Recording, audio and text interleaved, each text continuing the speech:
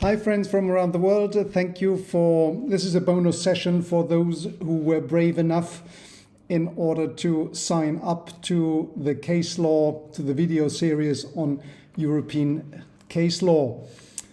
So I wanted to go a bit about trademarks in general and give you an overview how we use trademarks in Europe and what kind of trademarks are available. And in particular, I will focus a bit more on collective and certification marks. So we know that individual marks is, so to say, the bridge between the consumers and the company, so to say, who sells goods and services. It gives the consumer the information, well, that is from that company, and it is a possibility for the consumers to repeat the purchase if it is positive, or avoid the purchase in the future if it is not positive. So that bridge is the indication of origin, what we say normally, right? That is for individual marks. So what do we have as individual marks? You know what we have: word marks and we have figurative marks. And we have a mixture of both, which are, so to say, complex marks. Here are some on the screen. So these are marks which we normally use and we see every day in the ads industry or in the news, and on the screen or whatever it is. Now, there are other marks, and I went in the video series on some of them. For example, a color mark, which can be one color, which can be 2 or 3 colors in a different combination, which are other marks such as a pattern mark. I went over it. You remember the Louis Vuitton, perhaps. And we have 3D marks, the Lego. I went over it. So 3D marks are the shape of the product. But there are still other marks which we use in Europe, whereas not as often as figurative marks and word marks, but they're still there. And you should have seen it, known it, at least have heard about it. So these are, for example, the smell mark, so to say, non-traditional marks, a smell mark, a sound mark, the Tarzan cry in the jungle, the MGM lion, for example. Well, smell marks, we don't know exactly how that works so far. That is very new. But you have holograms, you have multimedia marks, you have position marks also. So you have a whole portfolio of trademarks, an instrument to serve your client best, but you should know them, right? So that is what you have on individual marks, with a bridge between the individual consumer and the individual company. But now, with regard to the marks, bigger companies, they use house marks, and they use under the house mark, so to say, under the roof, they use individual marks. And they use both of them, perhaps on the same product, on the same service. The example, one example would be, I don't know, Mercedes-Benz or Volkswagen or General Motors. They have the trademark, the house mark, General Motors or Volkswagen, and then they have their individual cars which have individual names, like the Golf for the Volkswagen, or I don't know, Nestle is the house mark, and Nescafe, so the coffee of Nestle, Nescafe, that would be the individual mark. So these are possible, and they are both used, right, in order to, the house mark is used in order to strengthen the trust and the confidence the individual consumer has built to the product. If it knows that this product, which is perhaps new, but he sees the the house mark on it, then it recognizes immediately, this is his imagination of a standard which is behind or which is backed or which is, they have a kind of research idea behind. Well, that is good and they will buy it. So this is the strategy of house mark and individual marks. But these are still individual marks, so to say. Now, I wanted to come to the collective marks and certification marks. Both exist with its own right, so to say, but they are often confused they are not often used. So you do not see or you do not recognize often whether this is an individual or a collective mark or a certification mark. As they are not often used, they are often mixed up and they have maybe a kind of overlapping content, which makes it more difficult to get into it. So let's face it. Let's start with a collective mark. What is a collective mark? A collective mark is from an association distinguishes, rather than individual marks, distinguish the member of one association with regard to any other associations. So it is an association, and this mark, I got the membership to this association, and I use it together with my house mark. No, not house, well, house mark or individual mark, whatever individual mark it is. So the individual mark is still my bridge to the consumer, but I tell with the use of the collective mark that, this product is made in agreement with whatever association it is. So it is a group of companies which come together. They have same goals, so to say, and they put a collective mark on it. That would be, so to say, a collective mark. I go in a minute a bit more into details between both, but I want to generally get the idea pass over. Now, what is a certification mark?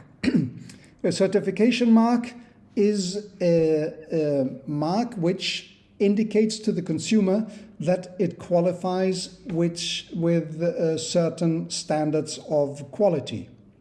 So what are the standards of quality? Whatever standards of quality there are. So that is not a clear indication. Certification marks, they have been accompanied, if you apply for it, they have to accompanied by exactly this certification standards or this quality standards which you need to comply with in order to be so to say, within the certification marks. And again, individual marks, as we've seen before, are used together with the certification mark in order to give, so to say, an additional information to the consumer, a reinforcing idea that this is not only for me, it is also, so to say, certified by that independent entity, in order to give you the most assurance possible what you are buying.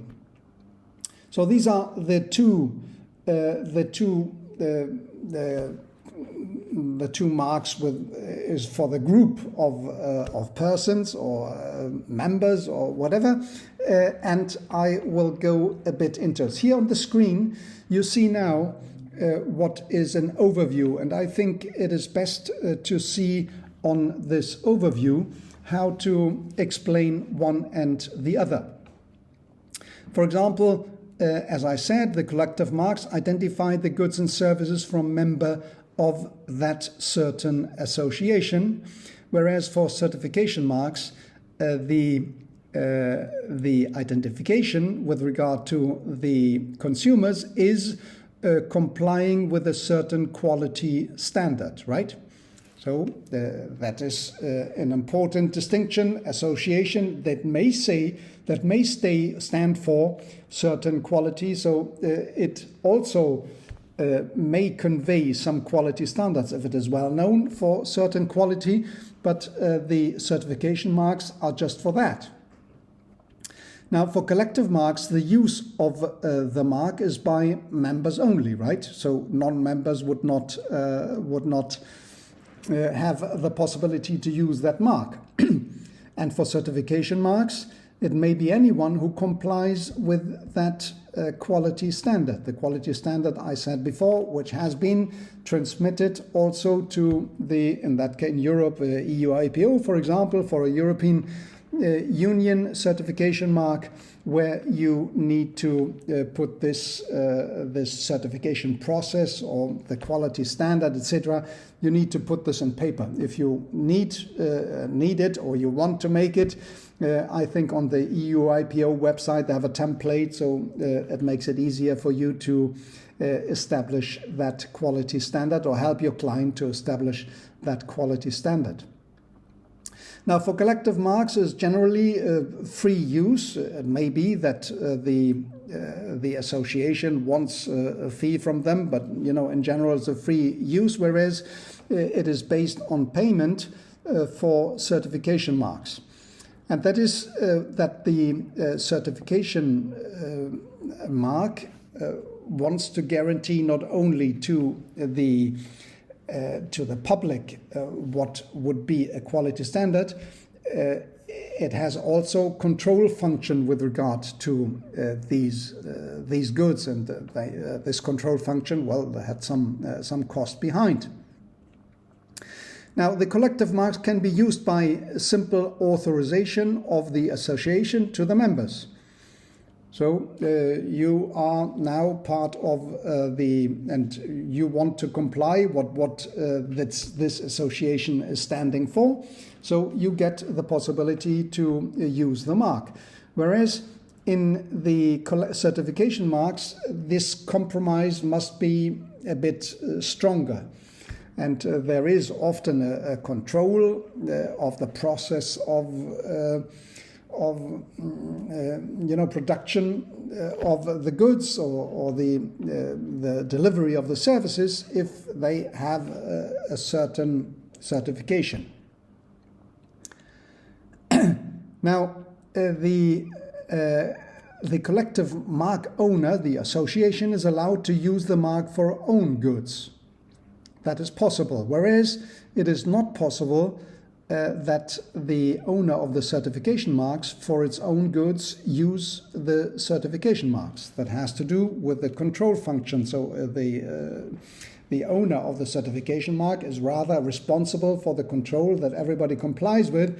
And if it controls itself, well, that is not the way how to do things. Conflicting interests, right?